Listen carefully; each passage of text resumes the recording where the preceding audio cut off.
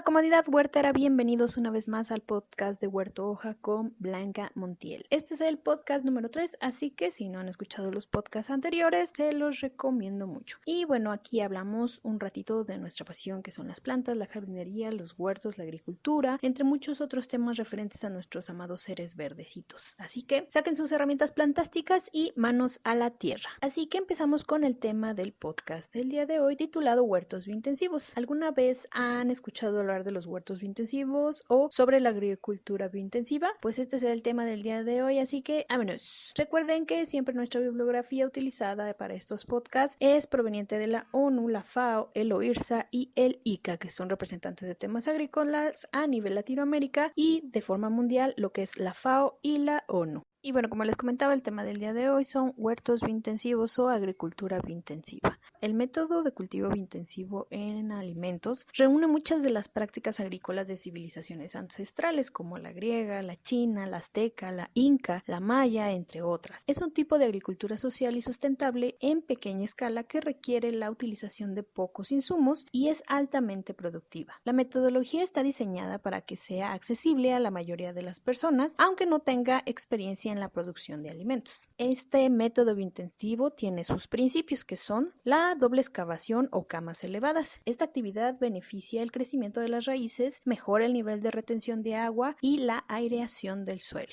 El uso de composta proporciona nutrientes que favorecen a las plantas y le devuelve la salud y vigor al suelo, como por ejemplo la porosidad, la acidez, materia orgánica, etc. Otro principio es la siembra cercana. Protege a los microorganismos del suelo, reduce la pérdida de agua y maximiza la absorción de nutrientes por las plantas. Otro es la asociación y rotación de cultivos. Mejora la absorción de nutrientes, la luz y el agua, creando un mini ecosistema que favorece la aparición de bacterias e insectos beneficiosos para ellas y para el suelo. Tienen dos principios que se llama cultivo de carbono y cultivo de calorías. El de carbono es importante para la salud del suelo y el de calorías es uno de los principales intereses para el productor, que es básicamente la producción de alimento del huerto. Otro principio muy importante de este método es el uso de semillas de polinización abierta, que permite al agricultor obtener su propia variedad de semillas ya aclimatadas al entorno de su huerto. Método de cultivo integral. Se toma en cuenta todos los puntos anteriores como un conjunto para lograr un mejor rendimiento del huerto y de los recursos, previniendo el agotamiento del suelo. La técnica del método de cultivo biointensivo de alimentos hacen posible el cultivo de alimentos utilizando del 67 al 88% menos de agua, del 50 al 100% menos de fertilizante o al mismo tiempo solo con una fracción de recurso. Esta técnica también puede producir de 2 a 6 veces más alimento y contribuir al suelo hasta 60 veces más rápido que la naturaleza y construir suelo hasta 60 veces más rápido que la naturaleza si se utiliza adecuadamente. Reducir a la mitad o más la cantidad de tierra que se necesita. ¿Y tú ya conocías esta técnica? ¿Ya la aplicas? Déjanos tus comentarios y nos daría mucho gusto leerla. La verdad es que es una técnica con la cual yo empecé. Esta técnica del cultivo biointensivo, de los huertos biointensivos, yo la utilicé mucho tiempo en los programas de Ciciana cuando estuve con ellos. Ellos tienen este método de cultivo en donde prácticamente me enamoré de él y ahora sí me gusta ser como promotora de este tipo de cultivo. ¿En qué consiste en realidad? En producir más rápido tus alimentos. Como bien lo dice en el texto, ¿no? Con la mitad de los recursos que tienes. Y pues prácticamente dejas que la naturaleza haga lo suyo. Este principio de la doble excavación o de las camas elevadas es fundamental para esta técnica, ya que gracias a esto podemos reutilizar materia orgánica, todos los nutrientes van a las plantas y bueno, no es necesario tener tanto espacio de sustrato. Por ejemplo, Ciciana tenía 2 azoteas en donde se practicaba este método biointensivo, en donde nada más teníamos 10 centímetros de sustrato. Entonces, gracias a las camas elevadas podíamos llegar a tener de 30 a 45 centímetros de sustrato. Entonces, prácticamente ya podríamos nosotros cosechar cualquier cosa en esto, en una azotea verde. Y me encanta estarlo promoviendo porque deberían intentarlo, de verdad es muy buena técnica. Si quieren que hablemos un poquito más de cómo se va realizando este huerto biointensivo, déjenos sus comentarios si tienen más curiosidad o si tienen algunas dudas. Me gustaría ver también sus comentarios, ya sea en Instagram o aquí en los comentarios de YouTube. Recuerda que si tienes algún tema del cual quieres que hablemos en esta sección, en nuestro próximo podcast, mándanos un mensaje o un DM por Instagram y con mucho gusto lo programamos. Ahora vamos con nuestra siguiente sección, que es experiencia con huertos o plantas. Esta experiencia nos las mandó vía Messenger Elma. Hola a todos, vivo con mi mamá, que es una mujer mayor, pero siempre ha sido amante de las plantas y logró hacerse de una casita con un jardín. Ahora está jubilada y todo el día se la pasa cantándole a sus plantas y amenazándolas si es que alguna se pone rejega. Yo lo sigo por Facebook y me gustan mucho las cosas que publican y he aplicado varios remedios que han compartido y rescaté unos rosales y mi galatea. No nos hemos animado a tener un huerto porque ya no estamos para agacharnos, pero sí es un sueño que nos hubiera gustado mucho tener. Pero teniendo tantas plantas de hoja y flor, nos conformamos. Luego ya no sabemos qué hacer con tanta planta. Saludos. Saludos, Selma, muchas gracias por tu experiencia. La verdad es que todavía podrían tener su huerto, sin necesidad de que esté a nivel de piso. Y hay unas camas que son para cultivo, ustedes pueden hacérselas a medida. Ojalá pudieran encontrarlas si es que de verdad les gustaría tener. Si no, pues como dicen ustedes, ya tienen muchísimas plantas de follaje y de hoja. Espero si nos pueden compartir alguna fotito para darnos una idea de su Edén, estaría perfecto. Les mandamos muchos saludos desde este lado. Y recuerden que si quieren compartirnos su experiencia en el mundo de las plantas, en nuestro próximo podcast, en esta sección de experiencia con huertos o experiencia con plantas, mándanos un mensaje o un DM por Instagram o Facebook y nos daría muchísimo gusto leer su anécdota. Y en nuestra siguiente sección, historia de una planta, hoy le toca el turno a los tulipanes. Si bien en el podcast anterior vimos que es la segunda planta más vendida después de las rosas, es por eso que en este podcast le dedicamos un tiempito a estas increíbles flores. El tulipán es una flor con bulbo, perteneciente a la familia de las liláceas. El género tulipán cuenta con cientos de plantas y este es reconocido como la segunda flor más vendida del mundo, con ventas que solo se pueden superar por, obviamente, las rosas, como comentamos en el podcast anterior. Son originarias del Medio Oriente, más específicamente de Turquía, y una de sus curiosidades es que su nombre proviene de la palabra tulbet o turban, que significa turbante, y hace referencia al parecido de la flor cuando está cerrada con los turbantes que llevan comúnmente en la cabeza en esta región de Medio Oriente. Uno de sus principales productores es Holanda, que bueno, no es el hábitat original del tulipán, es el país principal o de los principales que produce esta flor a todo el mundo. Los tulipanes, como las rosas, también simbolizan algún sentimiento en sus colores y bueno, por ejemplo, ya tenemos muy marcado que el rojo es pasión y amor y todo eso. El blanco es paz. Pero por ejemplo aquí los tonos amarillos y naranjas simbolizan amistad, alegría, deseo de recuperación, festejos, etc. Y los tulipanes rosados simbolizan afecto, cariño, buenos deseos. Y bueno, están para relaciones que van empezando, ¿no? Los tulipanes rosados, como para noviazgo, para cuando empiezas a salir, regalas un tulipán de color rosa. Y entonces eso simboliza cariño, buenos deseos, afecto, etc. Es importante mencionar que no se deben confundir los géneros de los tulipanes en la medicina herbolaria, ya que algunos géneros y familias ayudan a algunas dolencias en forma de tés o cataplasmas o fomentos o solo baños, pero se debe conocer bien el tipo de planta y no dejar de lado la revisión de un experto.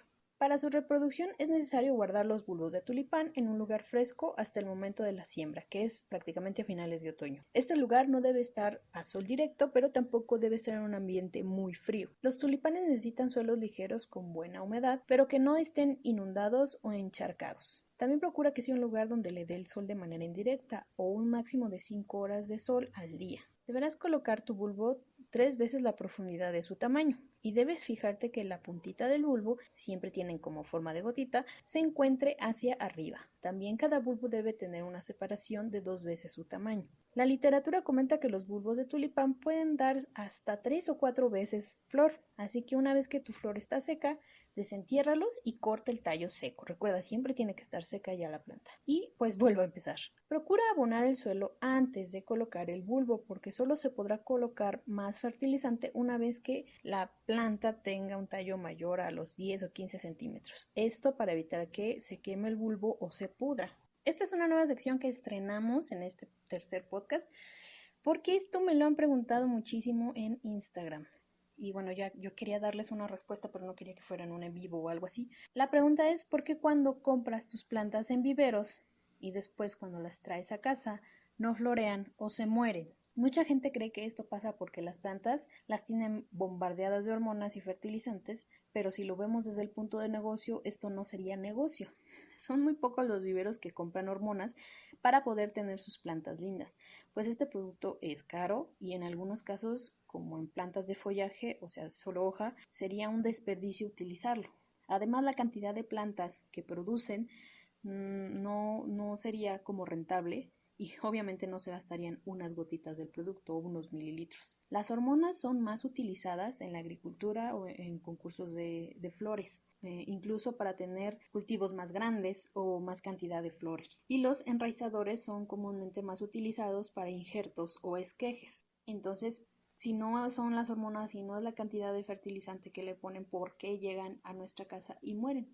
Pues la verdad es que la respuesta es mucho más fácil y esto lo he visto por experiencia y con muchos clientes y muchos alumnos. Una de las principales causas de esto es porque las personas no les preguntan a los viveristas sobre el cuidado de sus plantas o cometemos el error de pensar que se cuidan como todas las demás. Y como bien sabemos, cada planta requiere de sus cuidados específicos. Y si bien algunas comparten ciertas características como luz, agua, tierra, etc., no todas se tratan de la misma manera. No podemos sembrar una orquídea, alas de mariposa, en tierra negra, ni colocar una cuna de Moisés o lirio de la paz en solo mulch. Otro punto que hay que tomar en cuenta es el personal del vivero. Existe personal que solo está realizando tareas básicas, como riego, acomodo, fumigación, cobro, empaquetado, etc. Esto es más comúnmente en viveros grandes. Al momento de preguntar por no quedar mal, comentan lo básico que saben y lo que ellos pueden observar durante su trabajo del día a día.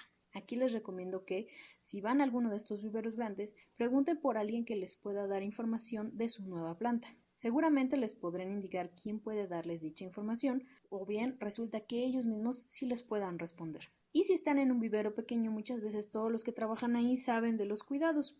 Los viveros pequeños a veces son más familiares que en estos viveros grandes que son más comerciales. Pero si aún así no están conforme con los datos que les puedan dar al momento de preguntar o simplemente no quieren preguntar, entonces vamos a hacer lo siguiente. Es bueno fijarnos muy bien cuando vayamos al vivero y revisar características por características de las condiciones en las que se encuentra la planta. Hay que ser muy observador sobre las condiciones de humedad, riego, luz, sol, sustrato, etc. Recuerden que no es lo mismo luz que sol. Y bueno, todas estas características es importante que las observemos porque son las que le proporciona el vivero a mi nueva plantita, ya que debemos tomar en cuenta que en un vivero la planta está completamente consentida con todos los cuidados necesarios para que cuando lleguemos a comprarla podamos enamorarnos de ellas y llevarnos todas. Entre los cuidados comprende el riego, el sustrato adecuado, cuidados contra las plagas, las podas, la ubicación y la fertilización correcta. ¿Se dan cuenta que son características diferentes a las que nosotros podemos observar?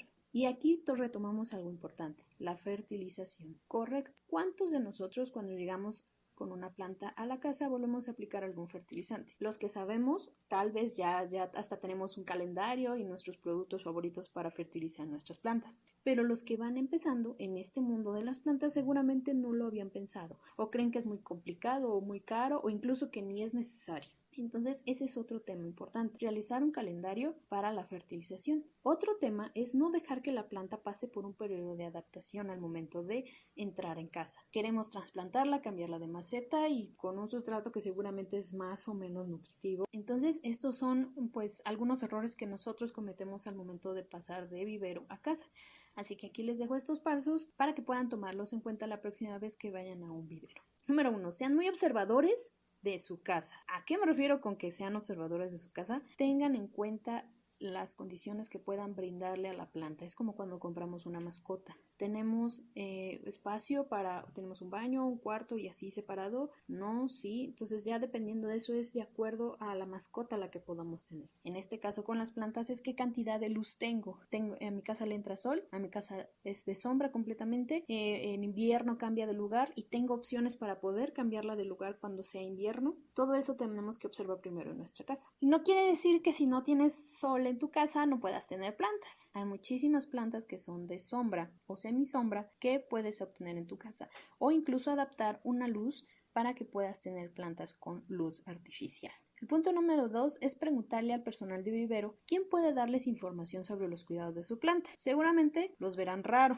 pero cuando empiecen a preguntar por el tipo de sustrato, tiempo de fertilizante, cambio de maceta, condiciones de riego, tipos de plagas, se darán cuenta de que van en serio y necesitan a alguien que sepa realmente los cuidados de esta plantita. Entonces ahí ya sea que los dirijan algún jardinero del vivero que él la trasplantó y la puso ahí, o ellos mismos sepan. La número 3 es sean observadores de la zona del vivero en donde se encuentra su planta. Si están en malla sombra, si hay sol directo, si hay sombra completa, si están colgadas, si están en el suelo, si tienen mucha humedad, si están junto a otras plantitas, si están apretadas, o si cada una de estas plantas tiene bien su separación y no se tocan incluso entre follaje, si traen algún tutor, si como les comento son colgantes y traen tutor. Entonces fíjense y sean muy observadores del lugar y las condiciones en que está su plantita en vivero, porque tienen que replicarlas en casa. Y el 4 y final, cuidados al llegar a la casa. Al llegar a la casa, acuérdense que su plantita trae una carga de estrés. ¿Por qué? Porque cuando vamos por la plantita, ella está tranquila recibiendo su agua, recibiendo su sol, recibiendo su brisa, y al momento en que nosotros la movemos, o la llevamos al carro, o no la llevamos en la mano, o la echamos a la bolsa, porque en ese momento no contábamos con ir a comprar una planta, y pues la echamos en donde quepa para podernosla llevar, ¿no? Y a veces en el transporte público, o a veces en el carro, o incluso en el movimiento de la caminada, pues ya entra en un estrés la plantita de me están moviendo. Entonces la plantita lo primero que hace llegar a la casa es ok, ya,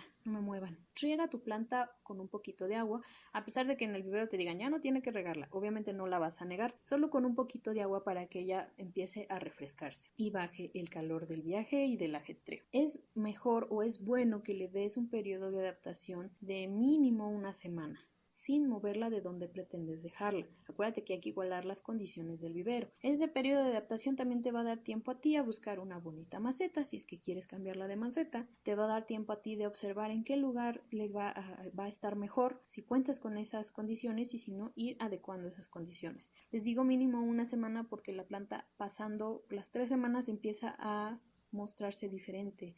Incluso podemos nosotros notar que no le gusta el lugar, o que es demasiada agua, o se empieza a morir. Planea un calendario de fertilización, ya sea orgánico o que te ayudes con algún producto sintético. Seguramente con estos puntos vas a tener un menor índice de mortalidad de las plantas que compres tú en los viveros. Y bueno, si tienes alguna otra duda, ya sabes dónde encontrarme. Estamos en el DM en Instagram más seguido, y si no, tu comentario aquí en YouTube.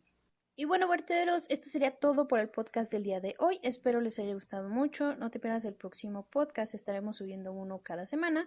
Les dejo el link en nuestra página de Instagram en la descripción del video, que es donde estamos más activos y donde subimos de todo un poco con respecto al mundo de las plantas y huertos de manera constante. Así que denle seguir. También no se pierdan el en vivo de preguntas y respuestas, que ya tiene fecha. Y que ya es una tradición en el perfil. Lo realizaremos este 9 de julio. Y si tienen alguna duda con sus huertos o sus plantas, nosotros con mucho gusto les estaremos apoyando. Así que recuerden, denle seguir a nuestra página de Instagram para que no se pierdan el en vivo del 9 de julio. Recuerden que tenemos cursos en el mes de julio. Tenemos nuestra masterclass de plagas que invaden nuestras plantas y está increíble, ya que tenemos muchos biopreparados orgánicos útiles y fáciles que podrán aplicar para eliminar estas plagas. Te dejo también el link en la descripción del video para que te inscribas y descargues la guía que te regalan. También les recuerdo que el día sábado 17 de julio estaré dando un curso de diseño con suculentas, donde veremos la técnica del color, el manejo de texturas, los diferentes tipos de suculentas, sus tratos, entre muchas otras cosas más. Así que no se lo pierdan, es vía Zoom y de verdad les va a gustar muchísimo. Y recuerden que ya vienen los cursos de nutrientes y enfermedades, que les ayudarán mucho en el cuidado de sus plantas de interior, jardines y huertos. Te lo dejo todo esto aquí abajo en la descripción. Y como dicen en YouTube, denle like a este video, activen la campanita y suscríbanse. Y les mando un gran abrazo tototote y mucho tototote saludos. Felices cosechas. Los quiero mucho. Besos. Bye. Adiós.